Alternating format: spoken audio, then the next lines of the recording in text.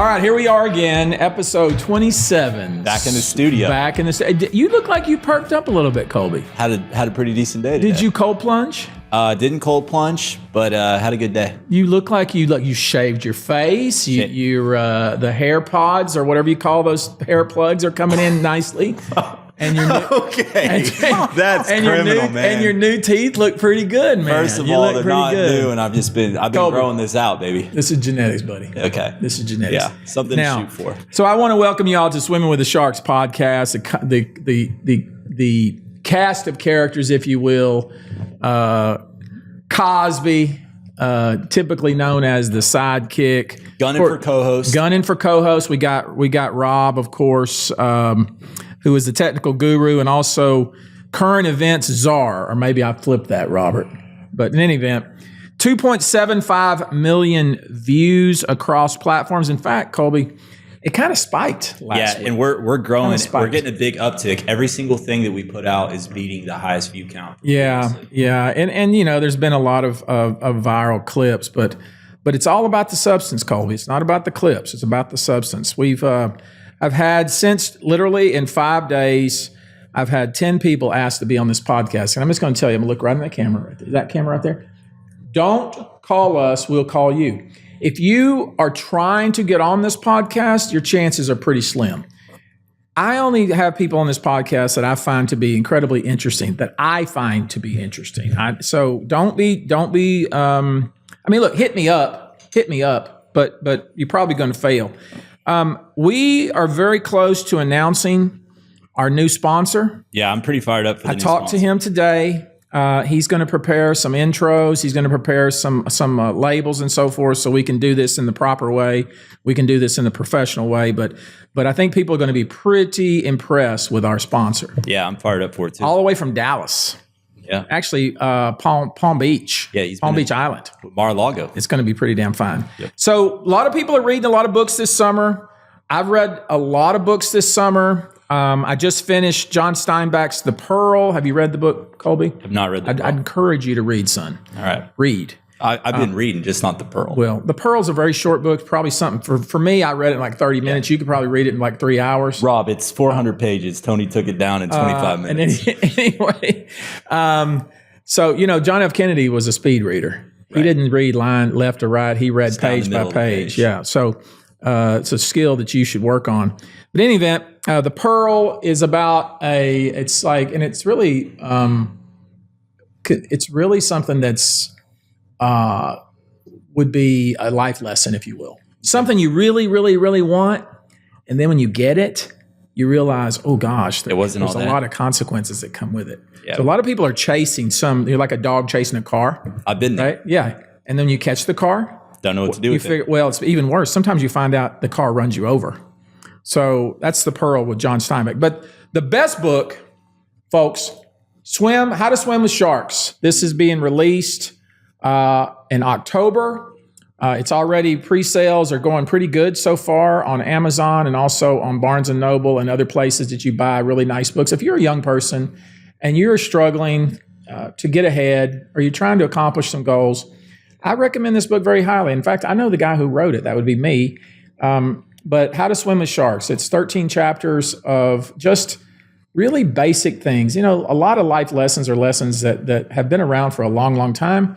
And we keep relearning the same lessons. And I think you'll find that there's a different take here, basically a take with respect to my life and my life journey. And I hope you'll pick it up, Colby. I hope you'll read it. It might help you. Young Robert, it'll help you. I got a pre-release on my desk, signed by the author. Yeah, but that book, I had to do some changes to it. So you might want to get a different copy. All right. Okay, so I'm excited, Colby. This is a big guess. I was doing my research and I was thinking, wow. Let me tell you something. It's getting pretty cool. I'm super excited. Yeah. So we've had some great guests. We have. We've had the love of my life on this podcast. We've had the mayor. We've had the former governor. We've had the attorney general. We've had Mattress Mac. We've had a lot of people with some big dogs. Yeah. They're people that are known people, but we haven't had anybody like this. We have not. Joanne King Herring, born Joanne Johnson in 1929. Grew up in River Oaks. She claims that she was homely as a child. I find that incredibly hard to believe, considering how beautiful she is and how she was the most beautiful woman in the city of Houston, in the state of Texas, and frankly, all around. And best dressed as when well. When they were trying to find an actress to play her in a movie, they went and found the most beautiful actress, Julie Roberts. Right. So that should tell you a whole lot about Joanne King Herring. She's a TV pioneer. She used to have her own show back when women didn't have their own shows. You look at the package of Joanne King Herring, you think, well, it's a really nice, well-spoken, a lot of grace, but sophisticated, she's tough as nails. Right. Tough as nails, and incredibly very smart sharp and forward-looking. Mm-hmm. She has. I mean, there's so many things I could literally just sit here and talk about everything that she's done. I hope that you, reader, you watcher, you listener, that you will do some research on Joanne King Herring. She's the dame, of Houston. She's what they called her in one of these. They called her. Make sure I get this right. The Queen of Texas. She's written books herself. She's elegant. She has wit. She has presence. She's filled rooms with heads of state, royalty, and global change makers. She's been profiled in Forbes 3 times. It's a big deal. She once earned the distinction of being called the only woman in history to win a what? A war. A war. Oh my God. Charlie Wilson's War, the movie. She had Julia Roberts play her in a movie. Yeah. That would basically be like, hey, we're shooting a movie about you. We're going to have Brad Pitt pay the role. Well, I see. That's pretty kick-ass. Hold up now. Let me get myself right here. That sounds pretty good. When I said you, I wasn't specific. I was just talking to the viewer. No, Charlie Wilson's War. If you haven't seen the movie Charlie Wilson's War, it's a really kick-ass movie, and Julia Roberts plays Joanne King Herring. One thing I remember, Joanne this is just a personal thing. She took a liking to me. And I don't know why, because I'm a rogue. You know this. But she took a liking to me, and she's always been so kind and so helpful to me, and always trying to help me, and so kind to my wife, Frances. And what I've always noticed, and I would be at an event and Joanne would be there, it's like people come and pay their respects. Yeah. I mean, and she's so graceful, and she sits there, and don't matter who it is, she says hi, she talks to them. But people, if they see her in the room, they're like, oh, I got to go over there and say hi to this lady, but she's royalty in the city of Houston. She's the Queen of Texas. She is. So with that, I did a little research, and I came up with some questions, and some of them are going to kind of curl your hair a little bit more curly than it is. I was reading through the questions. Joanne, thank you for being here. Welcome to Swimming with the Sharks podcast. You are wonderful. We're happy to have you here. This is an education for this young guy. We're very excited that you're here. We're super excited. People are really excited too. My parents kept on asking, is she really coming? Is she really coming? So it's very cool that you're here. And we're going to ask you, Joanne, a lot of questions. And, we're not going to ask you anything that would be disrespectful or anything that would be. You can ask me anything. I'll be careful what you say there. But I'm going to. I might not answer. Don't give him that. Don't give him that much rope, or you'll regret it. How are you doing? I'm doing fine. How do you keep going like you do? I just move. You do. I got up your stairs. I haven't done stairs much lately, but I had all these good-looking young men. So I had she to did get just up fine here, getting right? up there. I'm going to start because I'm going to do this for your benefit, right, Colby. Because I had dinner. Frances and I had dinner with Joanne a couple weeks back. And we sat and talked to her for 4 hours, and I could have kept going. Yeah. I mean, I was getting a little tired, but I could. She wasn't tired at all. A lot of subject matter there. There was a lot of things. I just had questions. Well, I've met her a handful of times with you for lunches and whatnot, and every time we have lunch, it goes really long, and you're talking about something else the whole time. So she has so many stories to tell. Okay, so pull the mic a little closer, Joanne. I want to make sure we capture everything you say. Oh, help it out. All right, you good? Can you hear well? Colby, this woman used to be a runner. Okay. Tell us about the time that you were running in River Oaks. Oh, Tony. And that is the funny, I have to say. Yeah. That is a funny story. It's a great story. She's been, that she has been, well, you tell the story. Tell us what happened. Well, I've had 4 kidnapping attempts, and this was one. But I would like Frances. She walks, Yeah. late at night Mm-hmm. because she likes to. Yeah. But also is very smart in Houston because the temperature is wonderful. Yeah. At about 7:30 at night in Houston, there's a breeze, and it just is marvelous. You would enjoy it. I heard, I loved your podcast with Frances. Yes. And Except I talked over her too much, didn't I? I did. Yeah. Anyway, moving along. This story, I ran at 11 o'clock at night every night because that was the only time I had. Mm-hmm. And people said, that's really awfully late. And I said, oh, no, but it's wonderful. It's quiet. And I run around all over the parts of River Oaks that people don't go in. Because, of course, then you don't want to have cars around. So anyhow, this one night, something said to me, take your gun. I said to myself, okay, I will listen to that voice. So I got. And you never take your gun usually on these runs. No, Just well, this one night. But I thought that, I should cock it. Okay. Because so it was ready to go.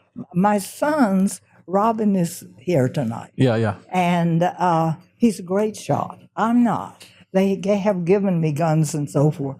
So anyway, but if the gun isn't cocked, you can't shoot it. So I looked at myself and I thought, what are you going to do with that gun? Well, I didn't have much time. So I said, I'll just put it in my bra. So I did, my cocked gun. And speaking of Robin, when he heard that, he said, you ran with a cocked gun? And I said, yes. I thought Probably not the best method, Joanne, but go ahead. Right next to her heart, too. Well, it was quick, I assumed. So anyway, I started running, and there was something on the tarmac that night. It was a pickup truck. A pickup truck in the loftiest part of River Oaks is not exactly what you'd expect to find. Mm-hmm. And the pickup truck continued to come around. This was a circle. And finally, I thought, this is really weird. The pickup stopped, but I had pulled out my gun, and it was cocked, and he had a gun. He had a gun. Yeah, but mine was cocked. So he got the drop on him. Drove off. And of course, I was limp. Were you going to pull the trigger? Yes, I would. You would? You darn right. All right, so here's what you need to know, that you she was locked and cocked, and she was ready to pull the trigger. She was loaded. Darn right. So all you damn criminals in Houston, just know that you're packing heat. Listen, we had a sheriff that was so marvelous. He would meet the drug dealers. He would hear they were coming to town. He would meet them at the airport, and he would say, you get out of my town, I'm going to shoot the out of you. And they would go right back up the step. And he told me, Joanne, if somebody puts his hand on your car and pulls on it, shoot him. Shoot him. Just pull a trigger. When he falls on the ground, if he moves, shoot him again. Why? Because he won't be a witness? Yeah. There's been one fewer witness. That's right. Yeah. I knew you'd know the answer. I know the answer. It's easier to, I've heard a defense lawyer, a criminal defense lawyer say that do you like to do murder cases or do you like to do aggravated assault? And he said, I love murder cases. It's one less witness. So let me ask you. We're not laughing about it. It's a tragedy. It is. But if somebody comes at you with a gun, then what do they expect going to happen? That's right. And you in my house, honey, get out. Yeah, you're going to drop down on them. Mm-hmm. Are you still you still have a weapon in your house? Yes, I do. And you know how to use it? Yes, I do. So it's cocked.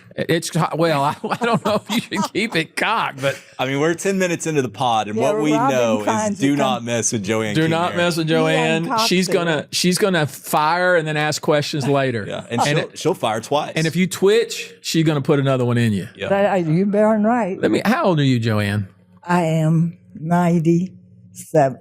Oh my gosh, 97. So I didn't think anybody lived to 97. the average woman in the United States lives to 81 years old, according to the government tables. So here's my question to you.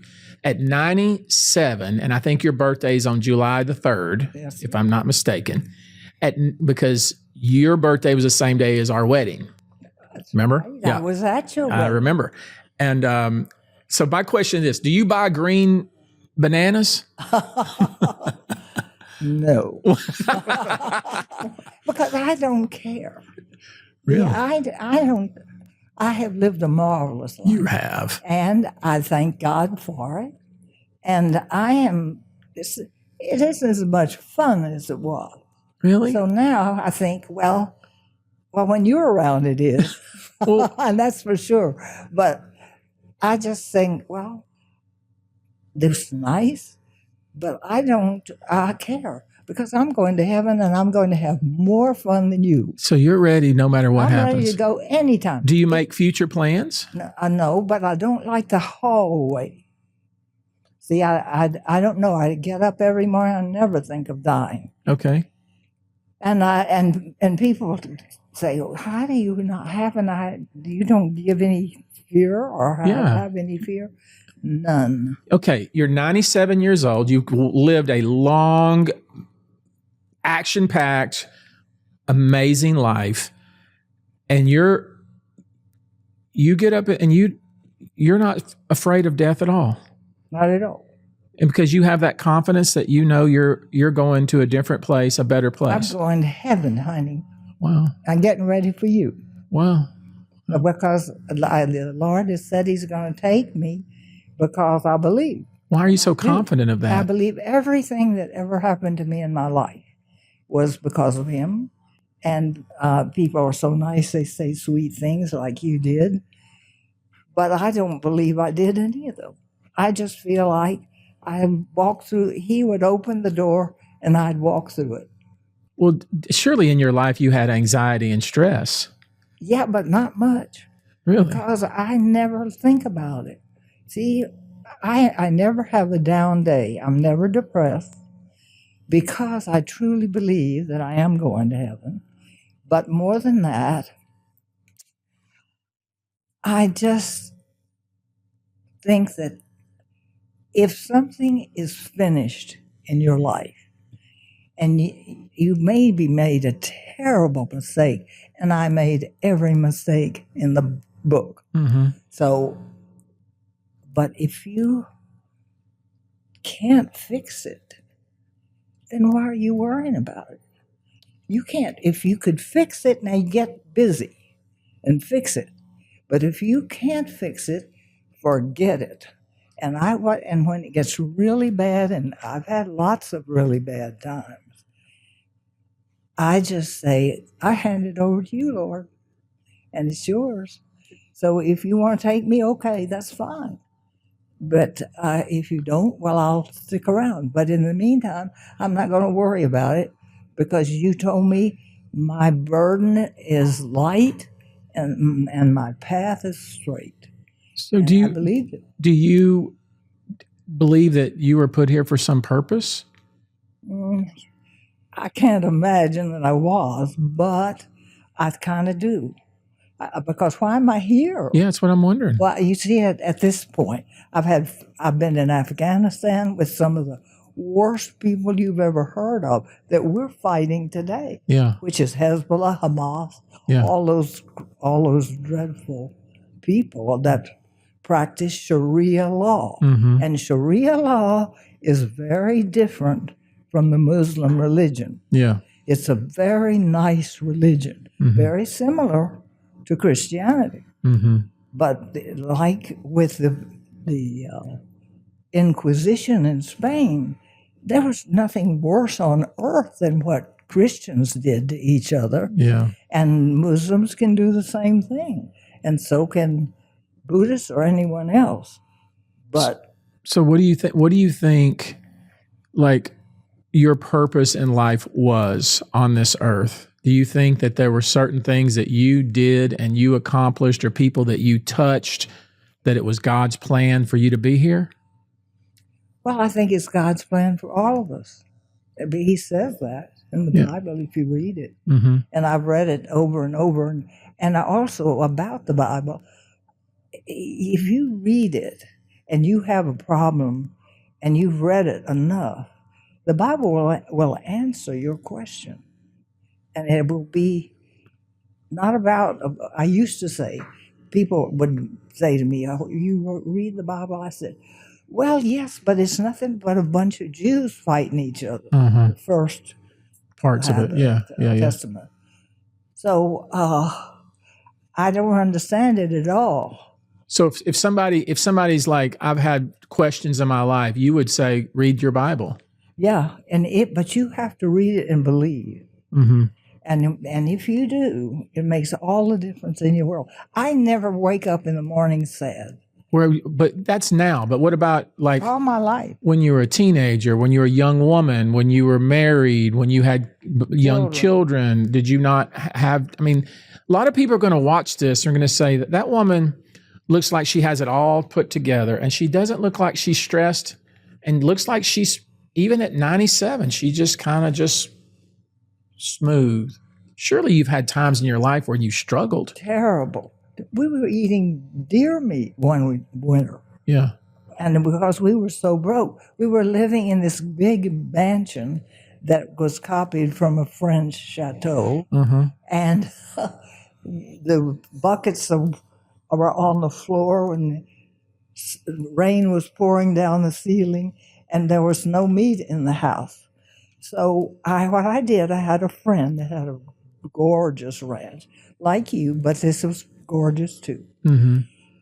He even had deer blinds that were carpeted, heated, and with copies of the Wall Street Journal every morning, so when you wouldn't be bored while you were waiting. Uh-huh. So anyway, I called him and I said, "Oh, by any chance, do you have any deer?" And he said, "Oh, honey, I got lots of deer. You want one?" I said, "Oh, I just love deer meat. Oh my God. I hate venison." Yeah. But I was very happy to get it, and I would just slice off something, and we'd eat it. And my children would look at me and they'd say, "You want me to eat this, Mama?" And I'd say, "Shut up and eat it." And they never had a cavity. They never had a cold. Now, I had one that got pretty sick. Mm-hmm. But basically, we got along very well. We had our... But you struggled. struggle. My mother used to say, I had such a wonderful life. I would love to just live it over. Not me. Really? I had a wonderful life, but I wouldn't go back.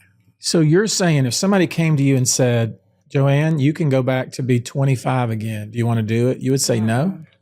You wouldn't do it? Mm-mm. You think what's waiting for you when you pass is better than anything that's happened up to this point. Right, and I might have to live some more of those downtimes. Yeah, because I read something the other day that I felt that hit me, and I never thought about it.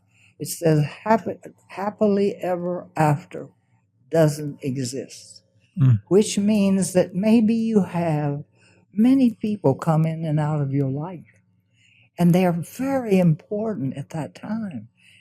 And you love them, and you continue to love them, but they may go on and move to France or Iraq or somewhere like that. Yeah. So they're just not there anymore.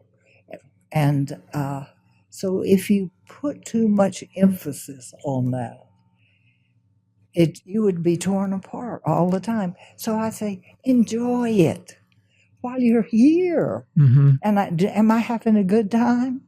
Oftentimes I've been places where I was not having a good time. And I would say, well, I'm here. I can't be anywhere else. And I've got to be here to a certain time. So have a good time.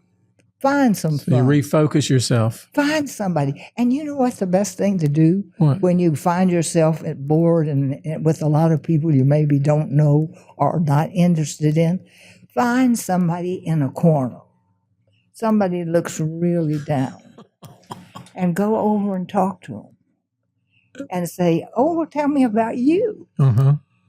And they'll look up and be so surprised that you would be interested. But then in a few moments, they're telling everything. I don't mean all their problems. Right. They're just talking to you. And they're happy. And you feel happy too. Because it's kind of fun to meet somebody new like that. Maybe there was a reason you wanted to meet them. Maybe. You see, you kind of have a lot of that in you, Tony. Mm. I've been listening to your podcast. I wouldn't miss one. And you were talking about some supernatural things with Francis. Uh-huh. And most people are like Francis. They think I'm crazy. They don't buy that. I know. So I must tell you that I have not made it a habit to discuss things like that. I don't. People think you're a little bit nuts, won't they? That's exactly. Are you saying you thought I was kind of nuts when I was talking about that? No, because I know you're not nuts. Uh-huh. I'm just curious. You have a right to that, and I think it's very interesting. Let me ask you something. You're 97 years old. What have you done in your life that you think allowed you to live so long and to be so healthy so long? Okay, I don't know. Really? Because I don't diet, but I'm careful. Mm-hmm. And I eat, I think about what I eat. And if I love chocolate ice cream. And when I've had a really hard day, I can eat a bowl and I could eat half a gallon. My son, Robin, that I was talking about, brought me one, the pie that they make at Baskin Robbins. I didn't even offer him a piece. I ate the whole thing. Well, did your dad or mom live that long? Well, my mother lived to 90. Okay. And my daddy lived to 82. And he was an All-American football player. In fact, the first one from the Southwest Conference. Oh, wow. So he was quite a guy. And he made a huge impression on my life. Well, how so? He was always for me. He was no in your matter corner. What I did, and I did a lot of bad things. He was always there. He was always there and always supportive? Always. And he always gave me very good advice, which I didn't follow. Did he ever get on your case and say you should? Never. Really? He never whipped me. He would say, don't brag on a horse unless you want to sell him. Because if I mention things that I liked, he said, somebody's going to steal that. Really? Or something's going to happen to it. In other words, don't brag on anything unless you want to sell it. Throw it away. I always remember that, but he told me so many things. Well, if there's somebody out there who's like in their 50s and they say, I want to live to 97, would you encourage them to live to 97?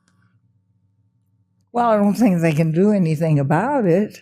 Is there no secret that we should know? Unless you have a planned suicide, and there's a lot of lawsuits about that now.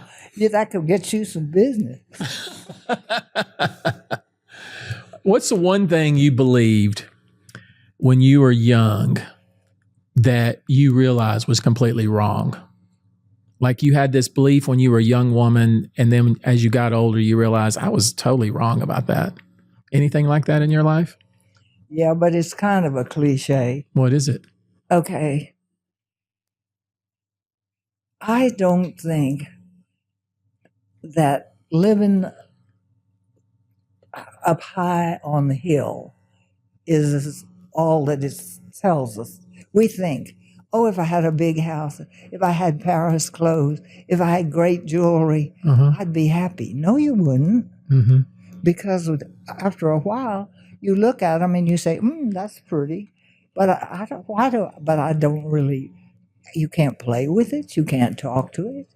You can't do anything with it. And nothing is worse than a great big house that you're in by yourself. Yeah. See, and you never have been unless you wanted to be. Yeah. I'm an only child. And so I love being by myself. But I love being with people, too. But I think it's important to learn to live with yourself. because you do live for yourself Yeah. a lot of your life, and particularly when you're old. What do you think the best decision you've ever made in your life is?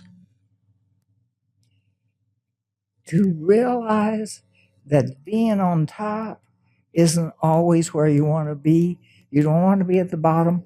You want a smorgasbord. You know what that is, of course. You would, but maybe it's a dinner with all the goodies all over the table, and you go around and you pick what you want.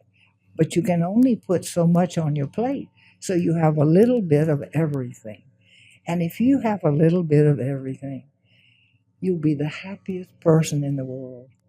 And I think people like you and maybe like me have ambitions, and we love, there's a certain excitement to being involved in things. Yeah. I think more than anything with you, that's part of what you do. You like the excitement, the tension, Yeah. and the courtroom with everybody holding their breath and knowing, in your case particularly, that they're hanging on your every word. Do you like that yourself? You must like to perform. You must like the attention. Of course I do. I mean, you had your own show for 15 years. I know you must have loved that. I watched a little bit of it, actually.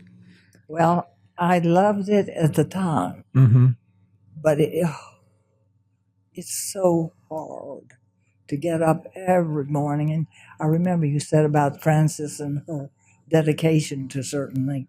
I'd get up every morning and swim a mile and run a mile and get to the television station, because I had a deal with them that I didn't have to show up except for the show. I didn't have to work at the station. I didn't have to do anything. As long as the ratings stayed up, I could make my own time. Do whatever you wanted. Because I had 2 boys. But it was still very hard on them.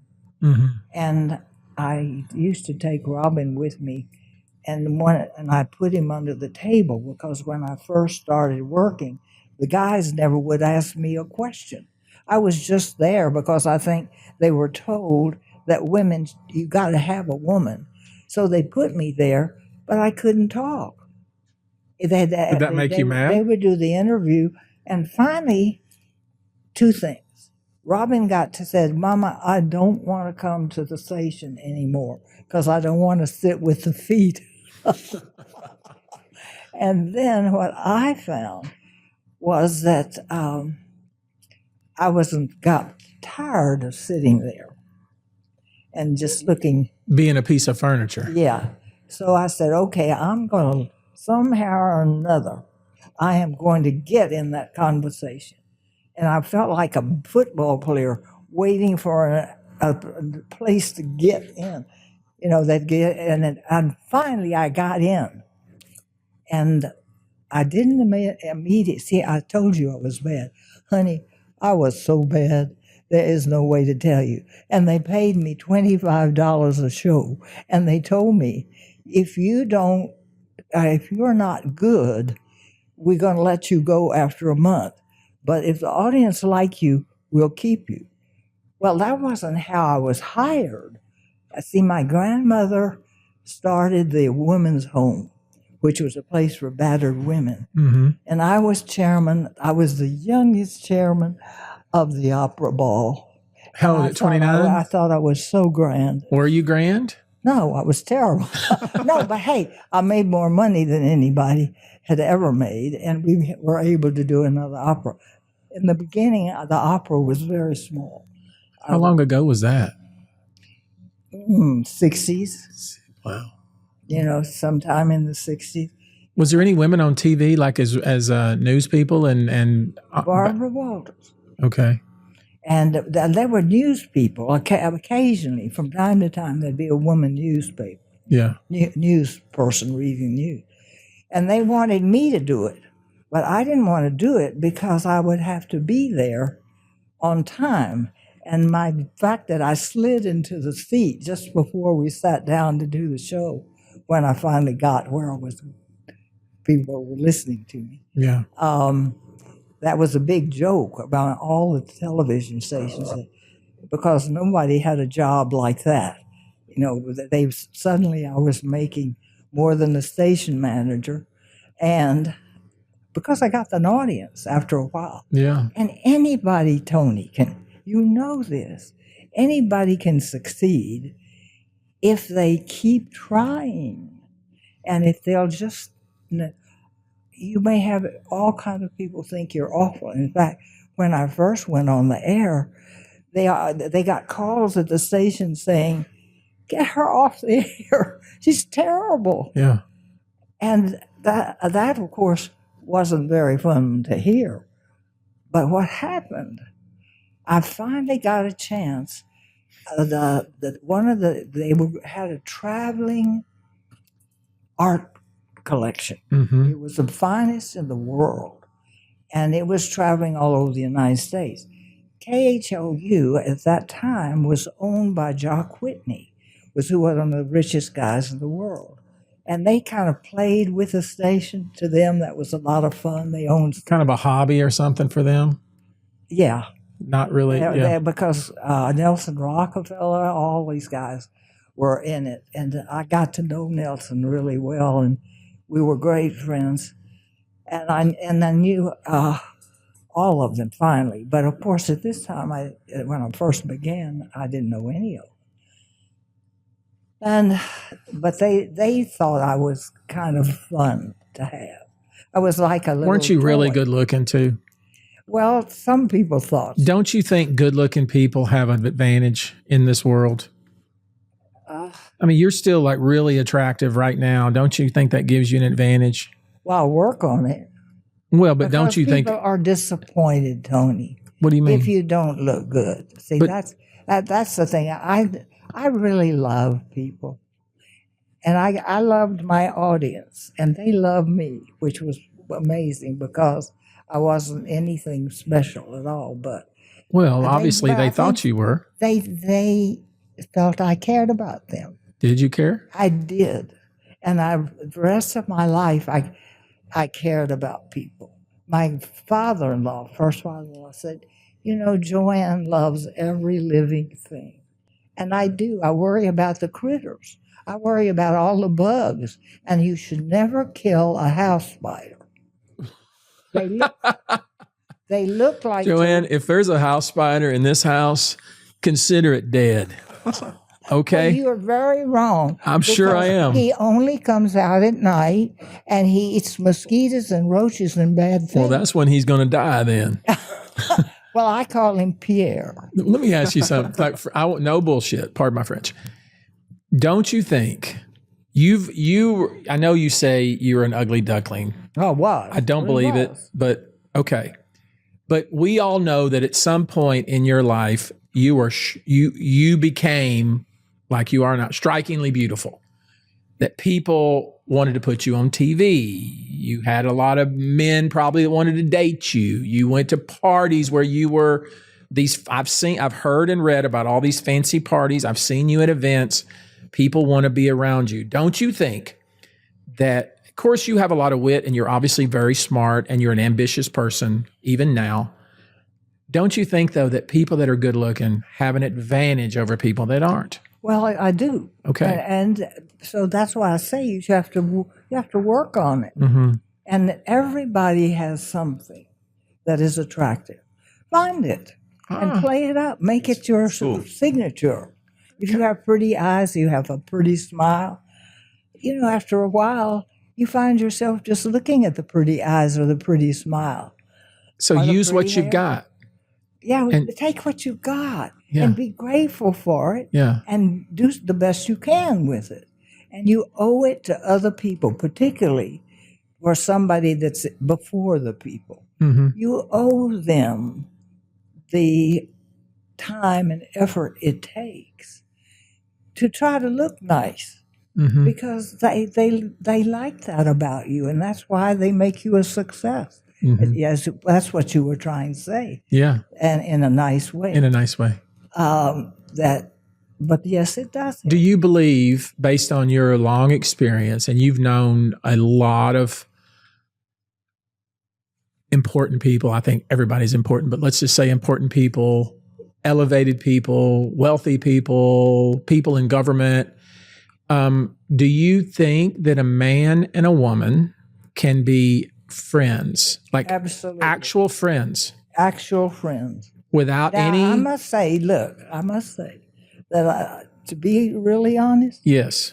I have had friends that later were not friends. And so You see how polite she said that? was heartbreaking to me. Uh-huh. But now you're a friend. Yeah. You're a real friend, Tony. Yes, I That's agree. one of the things I really love about you, and I do love you. I have Well, that's so. fe- I love you feeling of too. real caring about you. Well, but I've always said to Francis, because and maybe that's just my jealousy or maybe my insecurity, that I always say, like, I don't believe that a man and a woman.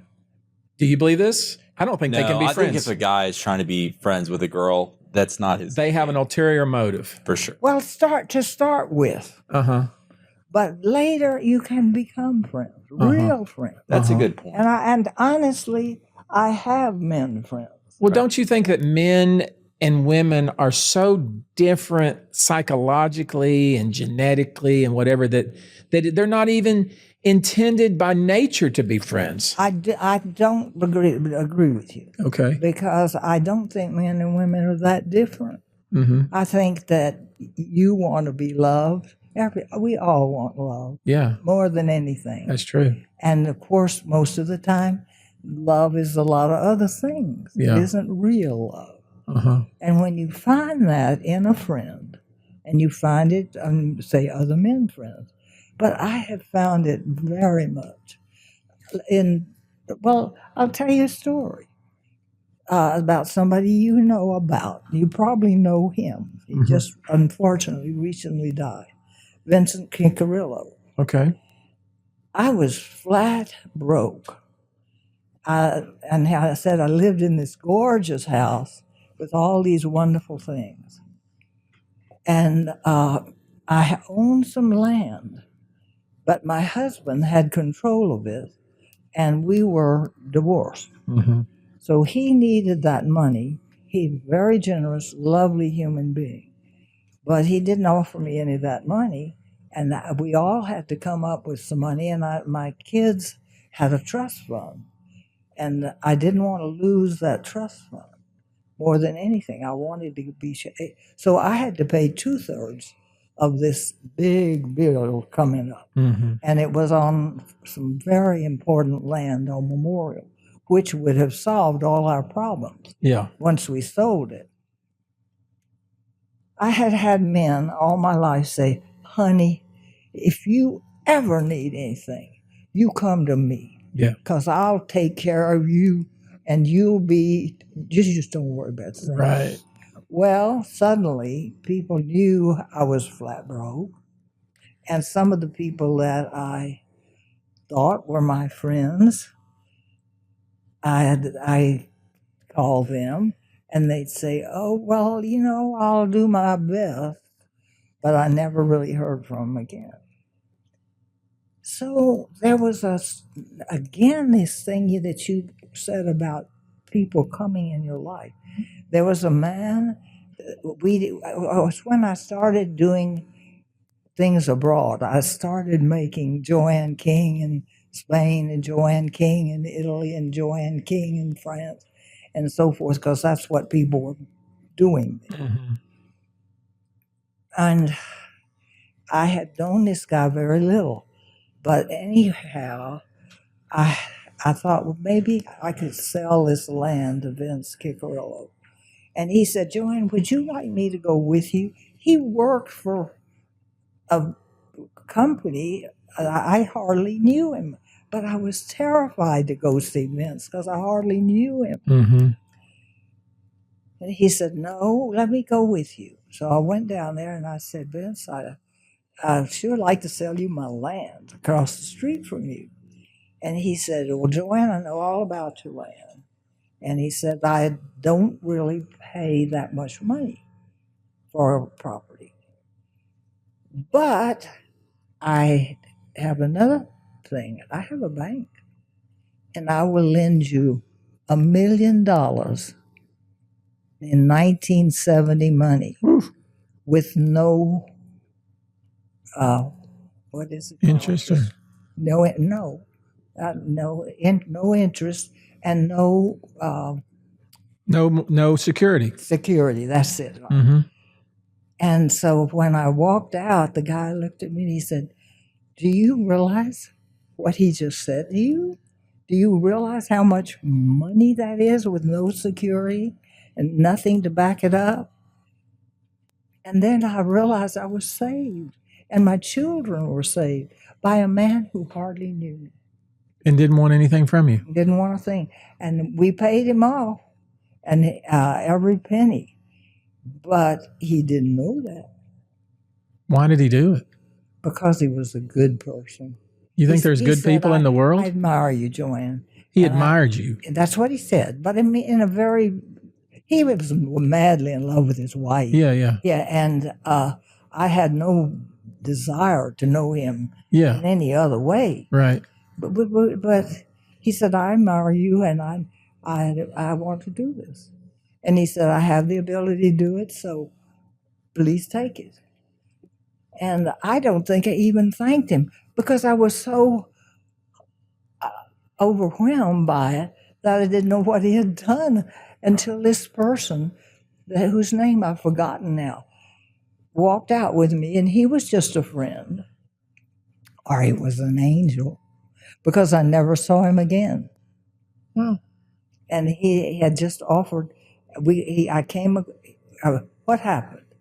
The people who own Foley Brothers were the sponsors of one of my documentaries that we made, Joanne King in Spain. mm-hmm. And so I'd had a lot to do with him, with Foley Brothers and Yeah. so forth. And all the clothes came from there and so forth. And he just came in my life, offered to take me down to see Vivian, and I never saw him again. That's just like so. It's just like makes you wonder why. Like that's just a stroke of luck or a hand of God I reaching think it in. was a hand of God. Well, Because you see, I'd ask everybody else. Now, I had two friends that probably had the money, and they were my best friends.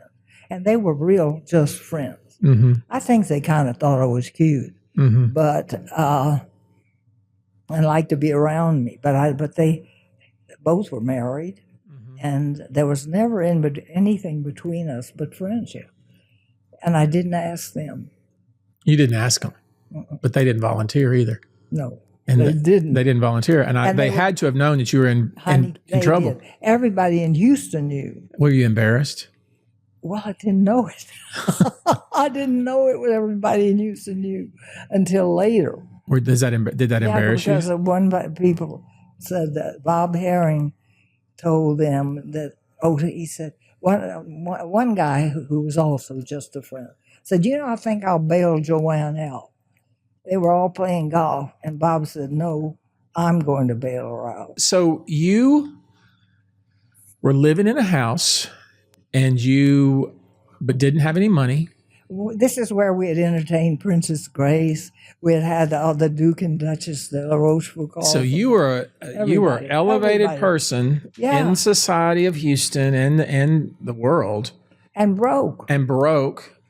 And somebody just took you to Vince, and Vince, with asking nothing in return, and never did. Bailed you out.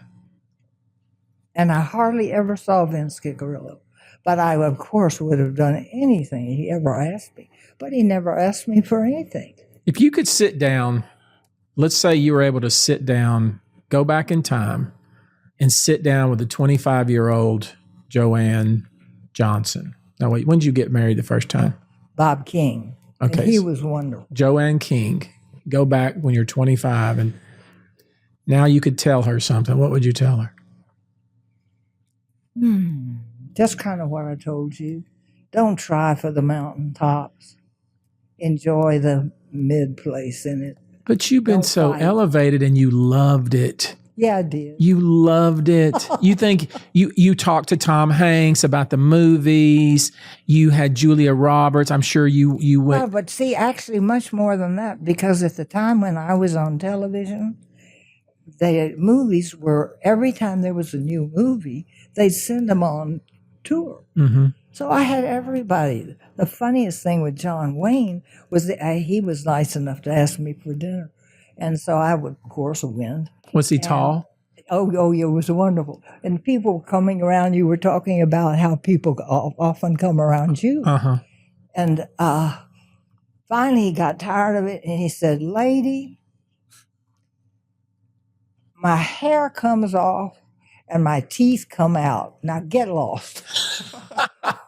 John Wayne said this? Yeah, in his inimitable way. Was he I always heard that John Wayne was actually very short and they made those movie sets to make him look tall. Was he tall? Well, I don't remember, but I think he must have been.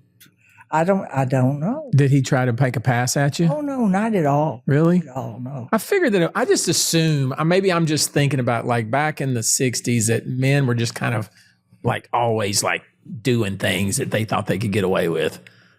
Like Colby Well, does. Yeah. But see, I was a little bit not approachable. See, Explain. I'm not with you because we're close friends. Yeah. But a certain reserve. My mother said, "You don't have to have fight. You just set a precedent. And a man doesn't come beyond a certain boundary." Huh. And I've never had any man really grab me. Do anything that you thought was like, Once or twice I did, and then in my very long life. But mostly they respected me. And you see, one thing, I could sort of track with them. Whatever it is they did, I could, if I was in, and see in television, if you do an interview show, you know this, you're doing it right now. You need to study the person. You know me, so you don't need to study me. But anyway, so nobody ever, so you kept a boundary and your mother kind of like said, you got to set the precedent and hold the precedent so they know, look, it's not, you're there, I'm here. But what about the two that tried to like, how did you handle those situations? well, one, I was in, it was a huge party that was given. See, they did private parties in those days. And the Duke of Marlborough had this enormous house, Blenheim Palace, and he had a private party for people of the world. And everybody, for instance, at my table for dinner was Henry Ford and Nelson Rockefeller and Claire Booth Lewis. You were, everywhere you went with a certain group of people. Yeah. And so these people, it's awfully hard to describe it. But anyhow, it was hard to keep up. And that at this party, Princess Diana and Prince Charles were there. And I went to some parties where the night before they were going to get married, they announced it at the dinner party. And it was so much fun because the next day it was all over the papers and so forth. But it was hard to keep up. And it's stupid, I think, because... Stupid in what way? To try to keep up? Yeah, what have you got?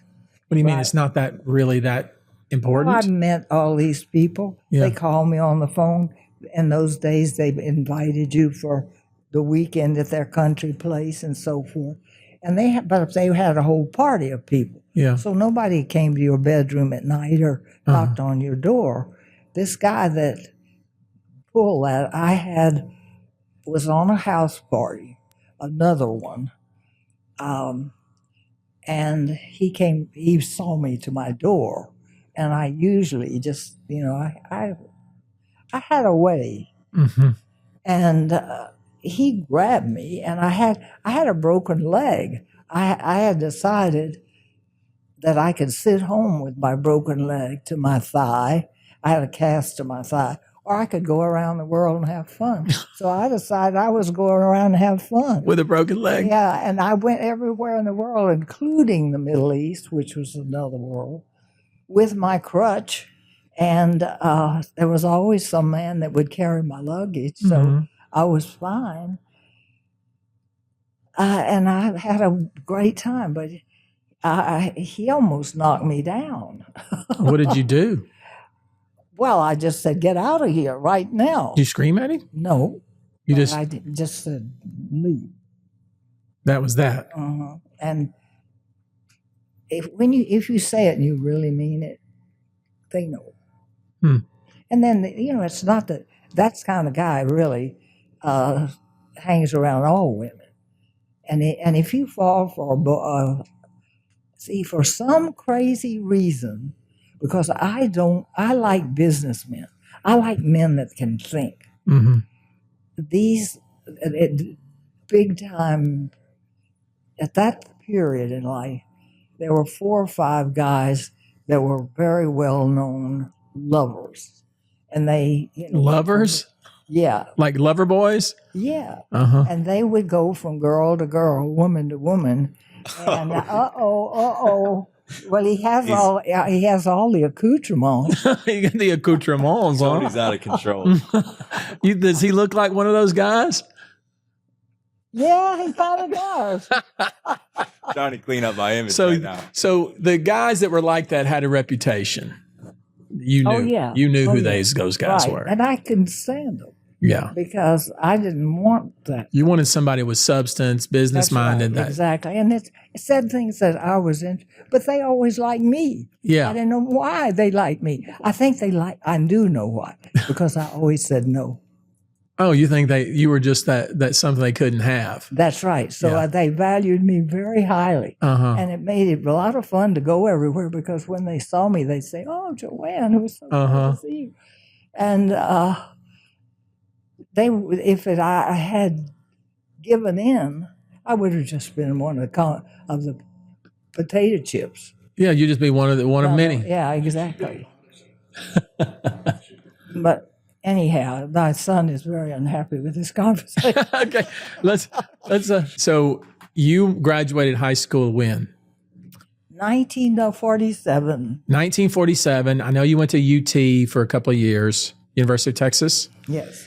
When did you leave UT? I guess that would have been 50. I left to marry his father. Mr. King. Right. Okay. And Because my grandfather told me, let me tell you the thinking of the time. He said, okay, you go up there, but don't worry about the grades. You just meet people, have a good time. And that meant marry a rich man. and that's what I've Translated. told both of my daughters. I said, if you want to get a veterinarian degree, that's great. If you want to get one of them got a theater degree, and one of them and she got a master's. But I told her, marry a rich man. That's what That's what daddies always tell you. You know why? Because they love you. Yeah, they want And the best for you. They want you to be okay. But you know what they don't want? They don't want you to marry a rich man that's mean to you or bad to you. Oh, no. They want you- kill them. Yeah, they want you to marry a rich man who's going to treat you nicely. And I did. And you did. And the thing is that, you can marry a poor guy that's going to treat you nicely, or you can marry a rich man that's going to treat you nicely. I choose the rich man that's going to treat you Yes, nicely, that's right. right? Yeah. And that's what your parents, That's what my mother said. your mother told you. and you did that. I did that because that was the only thing a girl could do. Mm-hmm. See, I was a sophomore, and I was runner-up to Sweetheart, which was the big thing to be. And my boyfriend was head of the student body, so next year I would have been Sweetheart. Well, so what? Yeah. Being a runner-up was just as good. And I had a movie contract. Oh my gosh. And So you weren't an ugly duckling. well, it got better. Yeah. But anyway, what it was though, they did a picture thing, Uh-huh. and they're all over the United States, and they wanted somebody to play it next to Clark Gable in Across the Wide Missouri. Oh wow. And so when they came to me, they said, "Well, honey, with that accent, it's a good thing that all you say in this movie is ugh. You're playing an Indian." You're playing an Indian. So my dad said, "Look, why do you want to go to Hollywood?" So you had in your mind you wanted to go to Hollywood. Oh, I did, because I had the lead in all the plays and things in high school. Mhm. See, I thought I was really hot stuff. Yeah. And when I went to university, I was a drama major, and I found out I wasn't quite as So you hot. were a big fish in a small pond of Houston, but when you got to college, you weren't as big of a fish. I was because I got to be almost sweetheart. Uh-huh. See? So I had all the good things, but the drama department was really good, and in that department, you wouldn't remember it, but Jane Mansfield, the 2 or 3 big. I remember Jane Mansfield. Yeah, big stars came out of there, but Jane Mansfield was just good looking, but some really good actors came out of there too, and so I found that you had to be good at what you did. Couldn't just be good looking. You had to be That's good right. actor. You really had to have something. So and then they said, with your accent, honey, that you got a long way to go. Were you trying to like lose the accent? No, the reason I didn't, because when I got on television, I said, remembering those remarks, I said, "Would you like me to work on my accent?" And they say, "No, honey, don't take the honey out of it." Oh, they liked it on the local Yeah, local they show did. because you related to people better, I guess. Well, but also people kind of like a Southern accent. Yeah, I agree They with don't that. like a Texas tang. Yeah. What do you think you spent in your life you worried about that you look back and say, I should have never worried about that? Are there any things that Well, I don't worry, as I told you. you've never worried? You had to have worried. I don't know how you get through life without worrying. Well, I didn't have much to worry about until we went broke, and then it was pretty hard. Mm-hmm. But I got out of that, and I've had good times and bad times my whole life. And I've found that tomorrow is another day. What has surprised you the most about getting older? Is it like you expected it to be? I never thought about it. See, I don't think about unpleasant things. Ah. Why should I worry about being old? Because I'm going to be there or I'm not. So what? What can I do about it? Well, Well, I don't love worry that about it. attitude. No, and you see, this is what people don't understand. I completely forgive everybody. All of us have been gigged in our life, and you've been gigged a lot because when you hit the top, you're always gigged. Mm-hmm. And there's always going to be somebody that wants your place or doesn't like you because you beat them or whatever it is. Mm-hmm. Or they just don't like you. Period. That's right. And that happens too. So if you worry about that, you don't have any friends. So I just decided that if something happened in my life and I could fix it, I said I would. But if I couldn't, I wouldn't think about it. And that means if you gig me, you walk out of the room, I've forgiven you. You don't hold grudges. Not at all. You don't Absolutely. stew on people. Mm-mm. And that has made it difficult with me with my children. They don't understand that because they said, somebody did such and such. And I'd say, well, I don't care because there's always somebody in the next room that might like me. Mm-hmm. And I want to meet them. Why do I worry about this guy that doesn't? He doesn't like me. He may never like me. But you know what I found?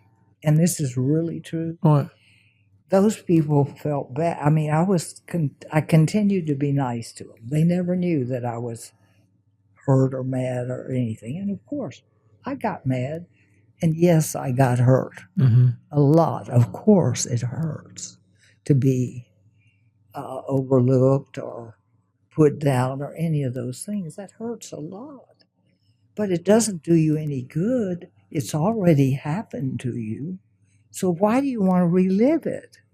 And that's what people do. They go to bed at night and they think over and over and over, Sam stole my car and tried to sell it. And then he tried to pretend he didn't sell it, you know. And he thinks he can fool me and I hate him. Or he stole my wife or something like that. That would be hard to get over, though. Yeah, sure it is. And that happens to everybody. That always happens to everybody. So what's your best advice? Let's say somebody's wronged you. You have a lot of resentment against them. You got anger against them. How do you just release that? Okay. First, as I said, if I can fix it, I'll fix it. If not, I turn it over to God, and then I'm really nice to the person. In my life, also, I call it walking among the snake holes. And I've told some of the girls that work with me, I say, don't keep the snake in the hole. They said, what in the world are you talking about? I said, when you get out of your hole in the morning, say you're on a prairie, and you see a lot of holes around, what lives in those holes? Snakes. All right, so you say to yourself, I got to walk out among those snakes, and I've got to get over there to that meadow. I've got to keep the snake in the hole. So what you do, you never let the snake know that you don't like them, or that you would hold a grudge, and that you would, given the chance, maybe get even with them. Let me ask you this then. But would you, if given the chance, get even with them? No. You wouldn't do it? And I haven't. I've had the chance a bunch of times. But let me tell you what happens. Those people later on in my life would be the one person I really needed, that I needed their vote or their money or their whatever. And they would give it to me. Because you They didn't. would help me because they knew in their heart What they had done. they had betrayed me badly. And I had never stopped smiling at them or never stopped speaking to them. Okay, well, that's what you did externally, but how do you address it inside to not just... After you just say, I'm not going to worry about it if I'm not going to get even, given the chance, I'm just going to forget it. And I do, and when you do, it's like somebody lifted up the window and the black things in your life all fly out. Because you say, I don't care. I'm happy if you're happy. And if they get something wonderful happens to them, I rejoice. Sometimes it's a little hard because I've had the gun stuck to me a bunch. But that's what I do. And I wake up every morning and I'm happy. And I'm grateful. By choice. You choose to be happy. And now it's automatic. Because so you've chosen so many times, it becomes a habit. Yeah. Wow, your river runs deep. Yeah, but I'm the happiest person in the world. As I never have a depression. But it's not fake happiness. It's like deep happiness. It's really happiness. Yeah. Because if I don't have anybody liking me, and I've been in that place, I walk outside and I look at the critters. my spider. Or I look at the red birds. Well, don't look at the spider because that thing's going to be dead. Oh, I was scared. Listen, no, but Pierre, my nighttime spider, he looks like a tarantula, but he isn't a tarantula. Well, let me tell you, Tony, when he is looking for... You're never going to convince me to like a spider. I'm just going to let you know that right now. Well, I was terrified of spiders. I'm terrified of snakes, spiders, and bugs. Yeah, me too. Yeah. But I got over it because I now like spiders and I love snakes. Well, keep them in the hole. Yeah, that's right. But also, I like snakes. They eat rats. So you're looking at the utility of these things. God put them here. You know, for instance, if you go hunting and people say, "Oh, you're going to shoot those little birds," quail only live 2 years. Yeah. So, if you don't shoot them, there'll be too many of them, and they will, and the quality of the bird is lost. Who do you think is the most? You've met some. I mean, you just our short conversation. You've obviously met a lot of people that are historical people, but who is the most interesting person that you believe you've ever met? That I sat next to? Anytime. Ronald Reagan. Ronald Reagan. Why? I came home and like you, I was very lucky. I've met so many people. And I've been to every inauguration from Lyndon Johnson on. So you all the presidents. And was lucky enough to go to parties there. Why did I like, so here, why was Ronald Reagan different? Well, the first time I went to a small party with Reagan, I thought, oh, golly, this is wonderful. I'm going to find out of world affairs because that's really what I'm interested in, Tony. Yeah. I like world affairs. I like having a Gordian knot that you have to undo a little at a time. Yeah. That utilizes your brain. And that fascinates me. I like doing that. So, but anyway, the first time I thought that I was going to be with Reagan, I was come away being very interesting to my friends, because I would know what was going on in the world because Reagan was going to stand up and tell us. Well, we got to the party, and he told one joke after another. Yeah. And they were funny, and some of them were kind of edgy. But they were hugely funny. He was a great comedian.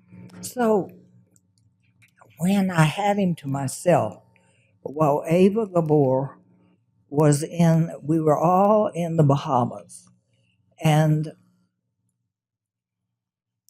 the Reagans came down and stayed with her and her current boyfriend. And so that night she said, I'm putting you next to Ronnie, of course. And I said, oh, God, that was wonderful. And she said, and I am not going to say a word. That was hard for her, wasn't it? Yeah. How clever you are. See, I thought about it and I thought, what a gift. Yeah. Because you see, when you have somebody for the weekend, you don't see much of them. Right. Because it's always something. Yeah. So I got to sit next to him.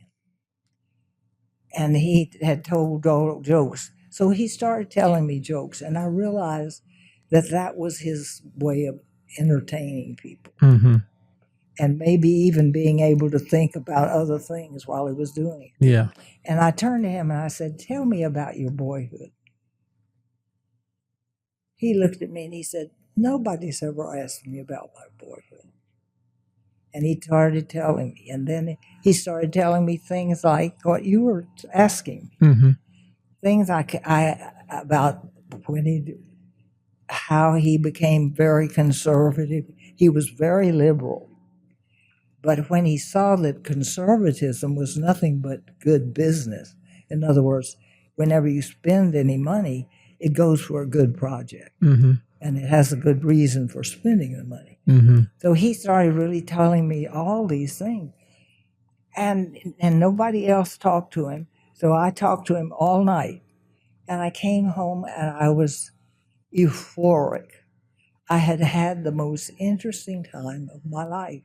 So I sat down and wrote about it. Because I said, this was a privilege. Yeah. Because he had honed all the things that are needed to be an executive. He was funny, he was warm, he was kind, but he knew what he was talking about. Yeah. And we were lucky to have him as president. Is he your favorite president? Is he the favorite president you've ever known? I don't know how the people are going to take this, but I like Trump. You like Trump? I like You still like Trump? I like Trump. Even now? A lot of people are soured on him now. I'm not soured on him at all. He has more courage than anybody I've ever seen. Mm-hmm. And this country, but what people in this country don't realize what's going on in the world. The Chinese are taking over South America. Mm-hmm. The gangs are taking over the Arab world. You see, all these different Arabic tribes that are against us are really against us. They're really out to take our country. And people don't realize it. And he's standing up against all of it. And we are not the world's nursery school. Yeah. We can't take everybody in the world. People have to learn to make their own living in their own country and support themselves. See, that's one of the big things I worked on in my life, is how to help people learn a trade. I've fought so hard in schools to get them to start teaching a trade to kids in high school when it's free. Yeah. Because I have seen too many children just turned out on the street when they're 18 and they can't get a job. And that happens with many of our charitable organizations. The kids aren't prepared. I don't believe in prostitution. I think that's a girl that had nobody to help her. Mm-hmm. Nobody to help her get through whatever she had to get through, or maybe had suffered as a child.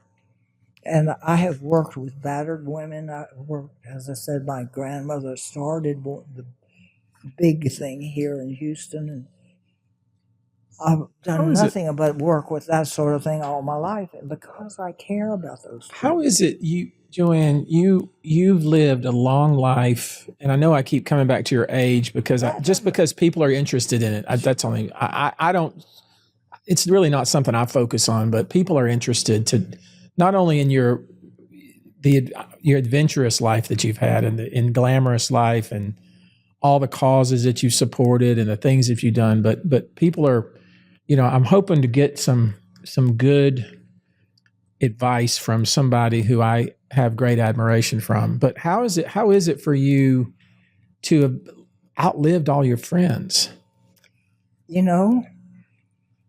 I have friends like your wife. That's true. I decided that I was kind of bored with the old people. So I'm just going to go out and get me some young people. So about 10 years ago, I did. I looked around, I found the most interesting young people, and I said, hey, let's get together. Come to my house and let's talk about world affairs. Wow. And I found they were very interested. And my best friends are all in their 50s now or younger. So, because, a lot of older people as their friend. You're not old, Tony. You're young. Well, I just mean my observation, a lot of older people as their friend group kind of gets, they get sick or they this and that. They become more and more isolated. You made a conscious decision not to be that way. You went out and cultivated like your Women's Intellectual Society as an example.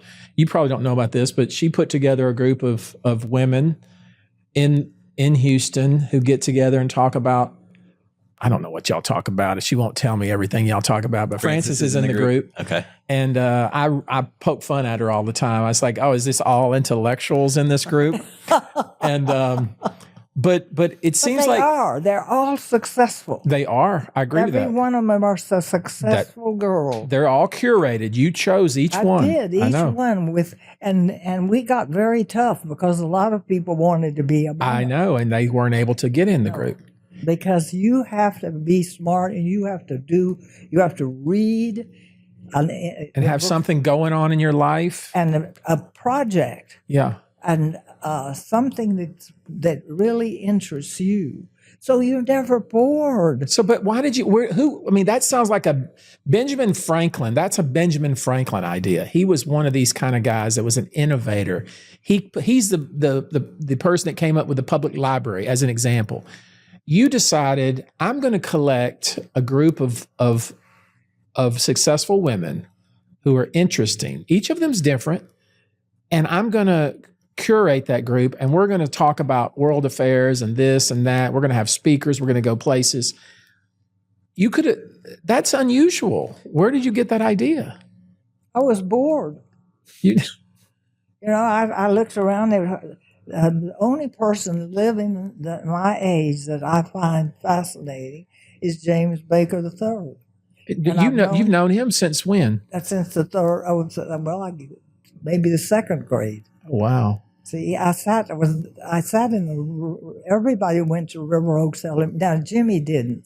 He lived over on the old part of town. Mm-hmm. And I think he went to Post School. But I met him, I don't know when I met him. So yeah. That's the thing. But you've known him forever. Yeah, we grew up together. And then at about 12, we had a dancing class. And our mothers decided who we were going to grow up with. Yeah. And what they were thinking. And I was never allowed to go out with a boy that was not in the group. And your mother chose the group? Or the mothers? All the mothers chose the group. And so at some point, all the people you were friends with your age were gone? And you were bored? And you decided this was not when they were all bored. That was 10 years ago. Yeah. But, yeah, I for a long time, I didn't think I lived really in Houston. I was living around the world, and I enjoyed it. Yeah. But then I thought, no, I really want to be a part of Houston. So I settled down, so to speak, and then I looked around, and who I was seeing were getting old. Yeah. And they were getting old in what they thought about. They didn't talk about anything interesting. Mm-hmm. They just talked about their health. Yeah. And their aches and pains and doctor visits. That's right. Yeah. And the doctor visits were more important than anything else. Yeah. And I thought, well, I don't want to play with you. So you just created a new friend group. Yeah. So I looked around and I thought, who fascinates me? And these young girls did. And as I met them, I had included them. Well, actually, Cartier had a big party, and they chose the top women of Houston. And it was a big party. And there were a lot of young people in it. And I had more fun with them than I did they were all young. Mm-hmm. I was lucky to be there. I was older. And but there were only one or two older people. So I had to talk to all these young girls. And I thought, boy, that's a lot of fun. You enjoyed that. Why don't I want to play with them? So we did, and we've been playing ever since. How is Houston different than it was? Let's say, I know you've been here for a long time, but all my life. How is it different now? Ooh, it's a whole world. It's a different world. It was a small world. See, until the war, Houston was kind of a sleepy village, but it was about 500,000 people. But that's just a village. I mean, it's just a little town, kind of. Mm-hmm. After the war, things began to boom. You mean the World War II? World War II, yeah. Oh, wow. The only war. That's a war you're talking about. Because I was like 9 years old in that war. Mm-hmm. And it passed me over. Yeah. I really didn't feel it. But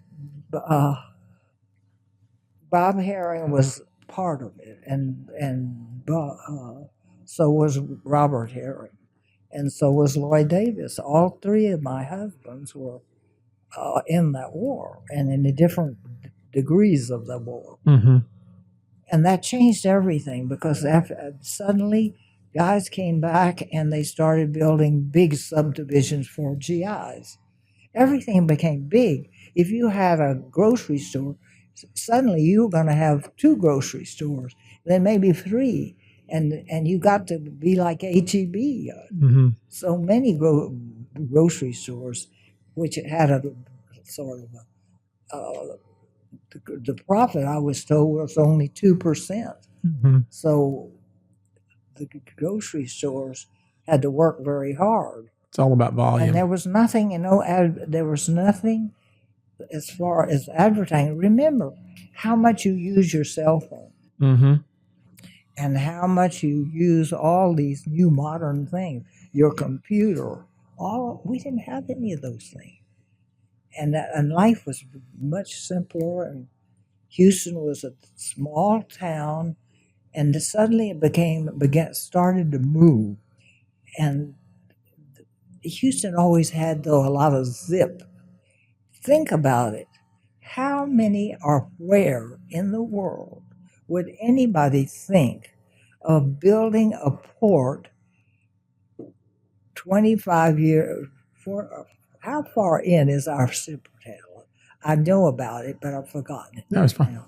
But anyway, who would think that a series of bayous could actually be the first port in the nation? Mm-hmm. Houston. Mm-hmm. And you ask somebody, do you know who Jesse Jones was? They say, I said, do you know who Gus Wortham was? They only know about the Wortham Hall, but they don't know who he was. Yeah. And yet these people suddenly began to be big. And then Michael DeBakey came and did the Hart and Dent Cooley. Suddenly we had the top of everything. And of course, oil was suddenly, more people had cars. They had everything. But for instance, Westheimer Road was a shell road. And it was only Two lanes. lane. Yeah. And look at it now, it has 8 lanes. Yeah. It was Dramatically different. dramatically. Do you feel safe in this city? No. Well, I do, because I don't worry about it. See, Yeah. I don't worry about that. You got a constant theme. It's just that you don't worry. That's right. Maybe that's why you lived to 97 and why I you're going to think live that has another a lot 10 years. to do with it. Yeah. Because when I feel sad, and sometimes, if I don't always get along with my children or we have problems, I sink to the bottom of the pit. And then I think, well, have you done everything you can? What can you? And if they sometimes don't understand, we always work it out, and that is the essence. Don't leave it. If you love somebody and they're mad at you, just go and love them. That's hard to do if they're mad because it makes me mad and makes me resentful. Makes me mad too, but I got over it. I decided that nothing was ever settled by these shouting matches, and I was good at it. I bet you were. But I said, I'm not going to do that anymore.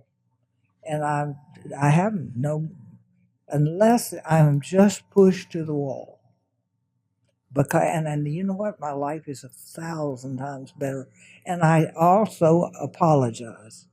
I always say, oh, that was my fault. Even when you don't think it is? Well, I usually had something to do with it. So you're honest with yourself and realize that probably you had something to do with it. That's what all the experts tell you. Yeah. And that's what my father said. When somebody gets really mad and starts shouting at you, they kind of have some little degree of guilt. Yeah. That bothers them. Yeah. And so then you both start shouting, and then you don't get over it. The shouting just makes it worse. Right. So I just go and put my arms around them and say, if they'll let me, and they don't always, and say, I love you. It is very hard to say, I hate you, when somebody has said really sincerely, I love you. And if you can do that, and admit when you're wrong. Oh, for heaven's sakes, admit when you're wrong. What I found that when I started saying, oh, I'm so sorry, that was my fault, then the other people start saying, oh, I'm sorry, that was my fault. And I can't believe it that when they were a few minutes ago screaming at me. Mm-hmm. But I learned that screaming doesn't solve anything. But we're never perfect, though. We're always going to be, there's always going to be that interpersonal conflict. And I don't know, is it always there? I mean, you're 97 and you're talking about it. Yes, It's always there. it's always there. The happily ever after doesn't exist. It's always a constant, you have to work on it. Mm-hmm. You have that, and that's, you asked me why I don't particularly want to come back and live it again. I don't want to go through some of those things. Was it that terrible? To me, I think so. I love the life. I love my life. You had a great life. That's what people tell me that all the time. You get tired of people telling you how great your life No, was. Actually, this is what I found. That if I didn't use it, God took it away. Explain. Meaning that I was very lucky. Almost everything I ever dreamed of, I got. But God took it always back. Like, explain. What do you mean? What did he take After back? 10 years, my house would flood, the house I dreamed of. Yeah. Or I would lose it, or somebody would steal it or something. I have lost everything in my life that I cared about. So I just decided, well, don't worry about it, because I find that in about a year or so, you get over having lost something. Maybe you're just, maybe he's checking us. Maybe he's like, don't be riding too high. Yeah, that's it. Because when you're riding, another thing about my father, he said, when you're at the top of the ladder, look for a soft place to fall, because you are going to fall. Oh my gosh, really? And you do. At least I have. Every time I would have 10 years of, something fabulous, and then some terrible disaster. Oh, that's scary. Yeah, it's scary. So, and I saw this pattern of every 10 years I was going to lose everything. So I just decided to get used to losing everything and be grateful I had it. And then I found I didn't care about it. Well, how can I be optimistic if I think I'm going to crash? Well, you can, because you just have to say. I'm trying to be optimistic, but now I think I may jump off a bridge. Yeah. Well, I just Facts are the facts. There's always something else. Yeah. So for instance, you lose a person in your life, and open the door, there's a new person. And they're wonderful too. And often, as I said, the person that really, I have had one or two people that have persecuted me my whole life. You've had somebody that's persecuted you? And my mother told me, get over it, because it's not going to make it any better for you. Just go on with your, enjoy what you have. Don't worry about what you don't have. And you will have a lot of fun. And if you didn't have fun yesterday, we'll say, tomorrow I'm going to have some fun. And I find you do. I have had days and when I think I can't get through it. And I can't sleep at night, and because what I would do, I would live it over and over. And I had a mental stamp that I would put on my forehead saying guilty, because I knew, because I would think about it, and I think, you had something to do with that. So you got to forgive it and you go on. Or you put it in a hole with a snake and let it stay there. Yeah. And by walking around it, don't engage in him, with him or her. There are a lot of hers too. Why do you think? I know you read the Bible. I know you read it multiple times. I know you're a spiritual person. What is your best evidence that God exists? Oh golly, I'm a miracle. And from the time I was 21 years old, I had an operation that no one had ever gotten up and walked from. They either were a cripple for life or they died on the operating table. When I thought about it, I was 21, and I thought, oh, well, you know what? I've had a really wonderful life. So I'm not going to worry about the fact that I don't have a long life. I'm going to be really grateful for that great life I had before. At 21? Yeah. And so I got up and I saw, and when I went into the operating room, I just said, Lord, thy will be done. And the next thing I knew, I was medical history and with colored pictures in the medical books and my doctor became world famous because this operation was so successful. And it was a spinal operation. I had tumors growing in my spinal column, in it. Yeah. So he had to take it out and put it back. That just doesn't happen. Yeah. But they figured out how to do it, and it was great. And so I love to ride horses. And I thought, well, I can't ride horses or ski or do any of those things anymore. I could do everything.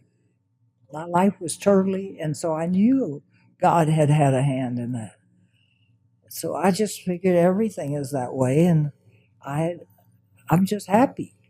And so you feel like there's times in your life where you believe the hand of God had something to do with protecting you or yes, guiding because there you. was nowhere to go.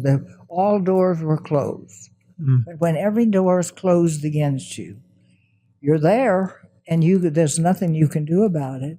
My son Robin told me that if you killed yourself, or if you had this new suicide by choice, you would separate yourself from God forever, because of thou shalt not kill is the first commandment. So I believe that. And so I say, okay, I can't go anywhere else. I'm going to have to continue this life as it is, so I'm going to make something out of it. Well, you darn well did, didn't you? Well, I'm happy. Yeah.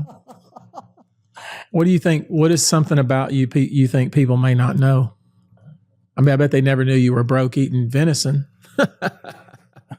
Oh, yeah, they do. It's in my book. Oh, well, that's true. I put everything in my book. It's all in there. It hurt me to put some of those things. But I thought if you don't tell people those things, you're being dishonest. And maybe somebody can use them. What is your best advice to somebody? First off, how is it different, like being 70 versus 90?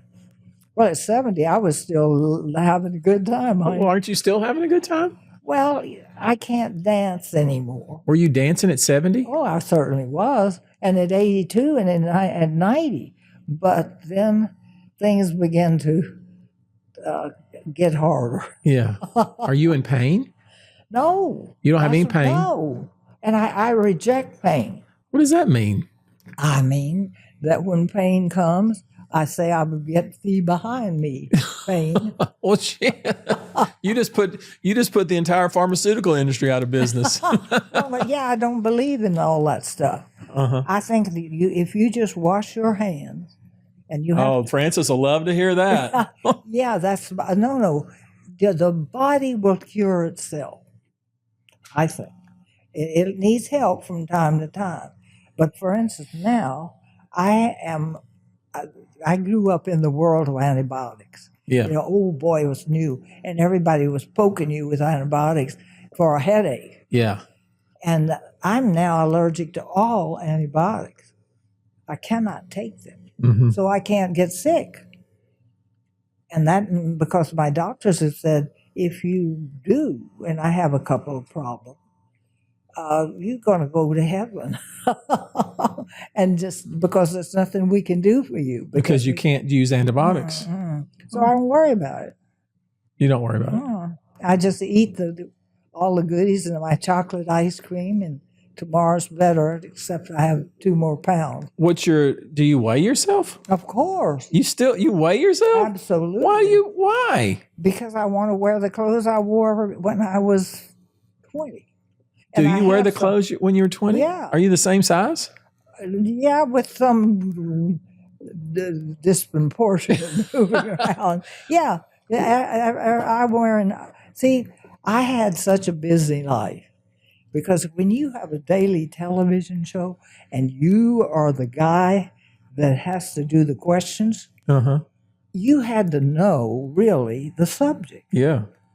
So I would have to read if it was, and I did serious things on my program. Yeah. Because see, I was so bad that I had to figure out what I could do, and I couldn't do anything. So I said, "Well, what do you like to do?" And I thought, "Well, I like to learn, Okay. and maybe everybody else likes to learn." So I thought, I will put on the air the best minds I can find in the world. And sometimes I would wait a year on a subject to find somebody cute like you to present it. And that made a difference, yes. We talked about that. Yes, I wanted them cute because the audience liked them a lot better. Mm-hmm. And and I learned, see. And I was really the first one to do that. And I only did it because it was the only thing I knew to do. I wanted to learn, and my audience wanted to learn. And I tell you, people used to come out of the back of the hardware store and tell me, say, "You changed my life." My family would sit down to dinner at night, and they would be talking about their day, and I had nothing to tell them because I was just keeping the house, cooking the meals. But said, "Your program has all these things that I learned, and I now have something to say in the conversation." Wow. So that, thrilled me. I hadn't thought about that. This is a really strange question, but is there anybody that you're glad they're dead? No. You're so nice. No, I'm not, Tony. I'm not nice at all. I'm protecting myself. No, I really don't. I told you. Because you don't carry a grudge. I don't. I regret. And truly, as you walk, I say it to my people that work with me. As they walk down the sidewalk after having stabbed me, they've said, "Why do you take that?" Some of the things I've Do had. people do that to you even now? Oh, sure. Why? Who? Tell me who they are. How could they be so mean? Yeah, tell me who they are. Well, You don't have to tell me who they are, but no, darling. offline you can tell me. They did. I try not to talk about people either. You don't talk bad about people. No, and you know why? Because gossip can destroy people. Yeah. What is just good conversation to us, and we laugh about it and go on, can break somebody else's heart. Mm-hmm. And it isn't worth that. Yeah. Wow. Let me ask you this then. If you found out you had only 1 month to live, what would you do different? If anything. Nothing, really. I would do exactly what I'm doing now because, one, at 97, you can't do a lot of I don't think people. I'm not gonna. I wouldn't underestimate you. What is your day? What is your day like? What do you? I ask everybody on the show, like, what does your normal day look like? My normal day is crazy. What do you do? I have all kind of calls from all over the world because right now I am working with Iran. I'm working with certain South American countries. I am very much working with the Arab world. See, I happen to love Saudi Arabia. I love Pakistan. It's not Arab. They're middle. Yeah. But the Emirates and all those countries, because I spent a lot of time there, and I got to know the people. And see what I did, that thing, I was always being, like, for instance, I was made the Consul General of Pakistan. And I have to tell you this story.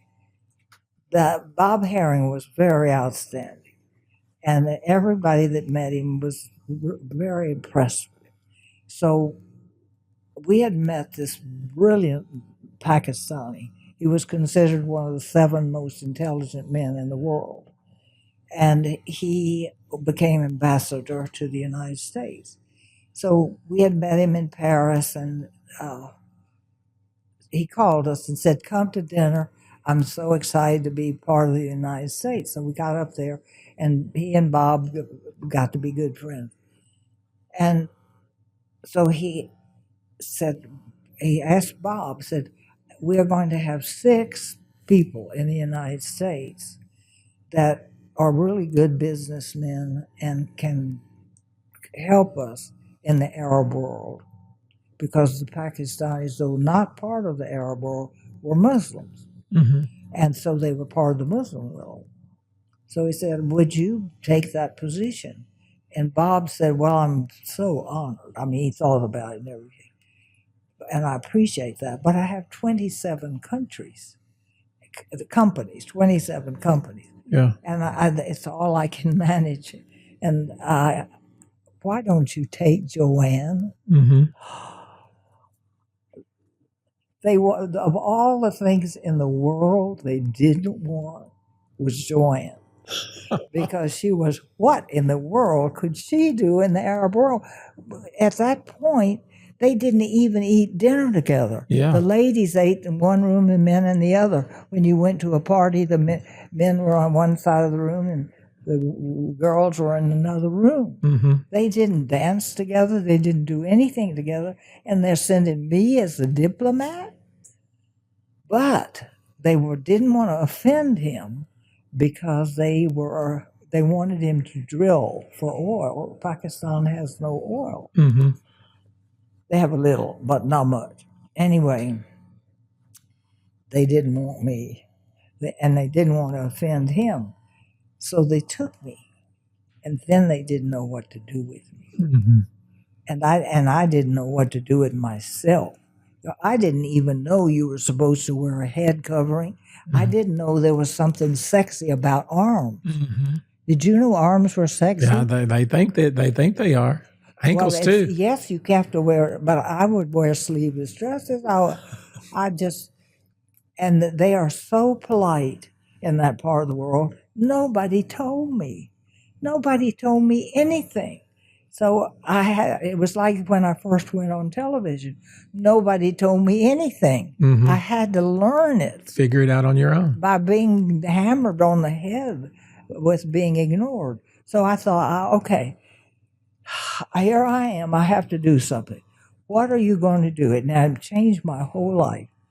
I said, well, what can you help? How can you help these people? And I thought, money. They need money. So I said, how can I make them make money? And I saw that the Pakistanis could make anything. They could do the most beautiful suit. They did wonderful leather work. The women's embroidery was unbelievable. So I thought, well, why don't we take this and make it into a company, like the country can be a company, mm-hmm. and we can get some money for these very, very poor people. And it worked. We went around the world. I got all the Paris designers to design the clothes making Pakistani fabric. I copied every linen that was selling for $3,000 and $4,000 a set. Mm-hmm. And they couldn't tell the difference. So we did a show, and we did it. And we went to Japan. We went to Paris. We went to the United States. We went everywhere. We came back with thousands of orders. Wow. And I ran into the bureaucracy. Incidentally, our country is dying of bureaucracyism now. Mm-hmm. It is the worst thing in this country. But over there, they say, well, we can't make 1,000 of these things. I said, what do you mean you can't make 1,000 of these things? This is going to put food on your table and for kids. You can't believe poverty, Tony, as what it really is. Like, for instance, little kids would make the rugs, and a friend of mine told me that what you wonder what they would take the children out of the family because children's little hands are what it takes to do those Oriental rugs. Mm-hmm. And one night she was walking in this room and she felt funny and she saw lots of holes in the floor. And under that she saw eyes. The children were under the floor. That's where they lived. They would get them out and make them work all day long and then put them to bed on the dirt. Mm-hmm. We can't understand that Mm-hmm. because we've never seen that. And even our poor people have air conditioning and lights and a roof, but a lot of people in this world go to bed with nothing. So anyway, that's why I found out, and I learned that if you can learn a trade, you can support yourself. And that's what we've got to have in this country. I found that the reason for poverty is water, clean water, something to eat, 1 meal a day, some medical care like shots and say a mosquito net, school, chance to learn to read and write. 80% of the world doesn't read and write, Mm-hmm. even now. Yeah. So anyway, we started doing that. But the most important thing is you take them and you teach them a trade so that they can, whether they have anything, they can go out and buy it because they can always sell. And so what I would say to them, what I would ask the top men in your village, what you can sell here that people need to buy, not want to buy, but need to buy, like a stove or a bicycle or, there were no cars. And I went up in the mountain villages and everywhere, and there was nothing. So they came back, and where America goes wrong, we try to change the culture of people. You can't. That's why we have to help them where they are so that they can feed themselves and their families where they are and not try to come to this country where they are 2 generations below us. Why do we have an obligation to help them in the first place? Because they will come here. And they will be somebody will always be taking over the world. I mean, we got plenty of people here that are in dire need of assistance. Why are we all over the world helping other people? That's why we can't have immigration. We have it to a certain degree. You know, the way we used to have it is you came to the country and you learned. You assimilated, yeah. You learned English. Mm-hmm. Then you had to wait 5 years before you could become a citizen. You had to learn American history. You had to go to classes, and you had to learn. And after 5 years, you could become a citizen. Now they want to make you a citizen just because you got here. Mm-hmm. And you can't do it. But number one, they're not going to succeed. They're going to always be a drain on the economy because they are always going to need help. Mm-hmm. But there's something wonderful about being able to support yourself. Agreed. It has a huge... For your self-esteem and everything. Yes, yeah. Self-esteem. And it's the biggest self-esteem. That doesn't mean that if you do clean the pigsty, that you're going to do that all your life. No, but if it's feeding you now, and if you do a real good job of cleaning that pigsty, or whatever it is you give them to do, nobody much cleans pigsty. Yeah. But whatever kind of job you can get that job, be the best you can at that, and you will be promoted. You aren't going to stay that way. Sidney Poitier told me this wonderful story. Can I tell you his story? Yeah. his family couldn't afford him. He came from the West Indies, and his family had family in Florida. And they thought maybe if he went to Florida, he could go to school and learn to read and write. Now, these islands had schools of reading and writing, but you had to pay for it. So anyway, he went to his uncle, and the uncle said, "What am I going to do with you? I got too many kids as it is. I'm sorry, you're going to have to get yourself a job as a dishwasher and tend to yourself." So he did. Went out and he got him a job as a dishwasher. And in those days, you had to put a dime in the toilet. And so he put a dime, and that's where he slept. And if he saved some money, because the uncle wanted him to leave. So he got enough together, he thought he could buy a bus ticket. So he went down and he put the money on the thing and said to the guy selling the tickets, "Where will this take me? How much will this money take me? And what's the next bus that I can afford?" And the guy looked it up and he said, "Well, the next trip is New York." And so, yeah, this is enough for a one-way ticket. So he got on the bus and went to New York. And he got up there and he said he had made a good deal. He could sleep in the toilet or his wages as a dishwasher.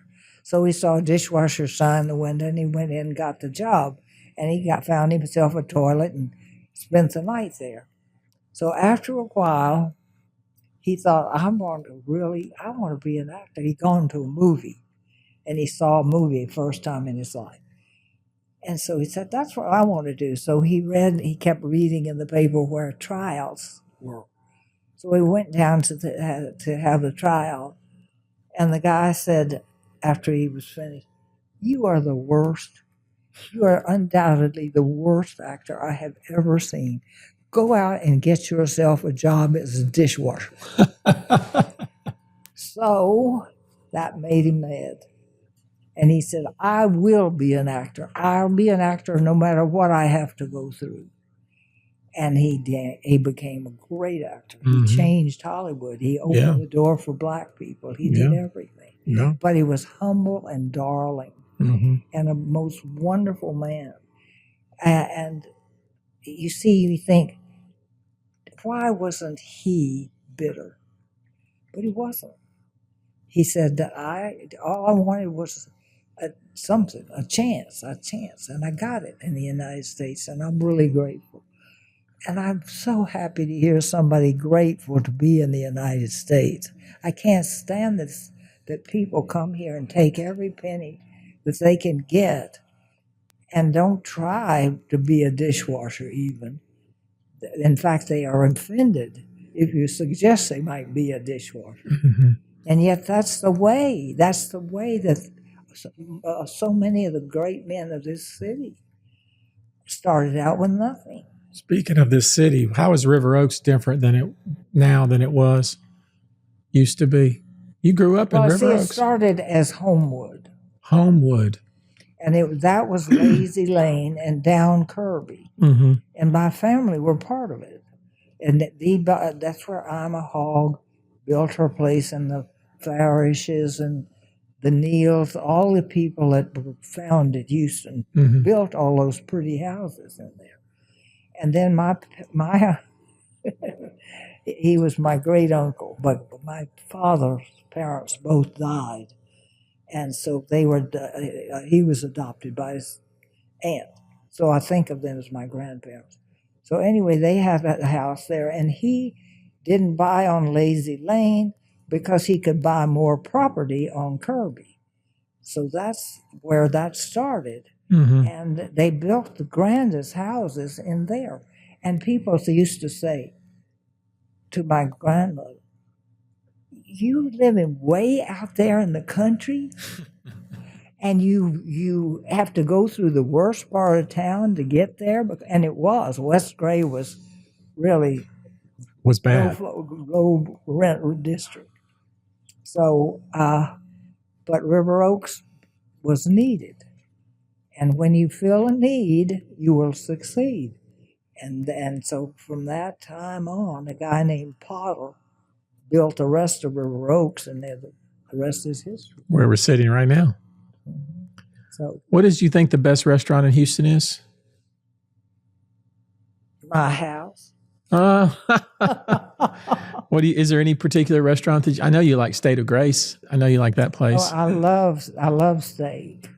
When I go out, I like to have that, and you can get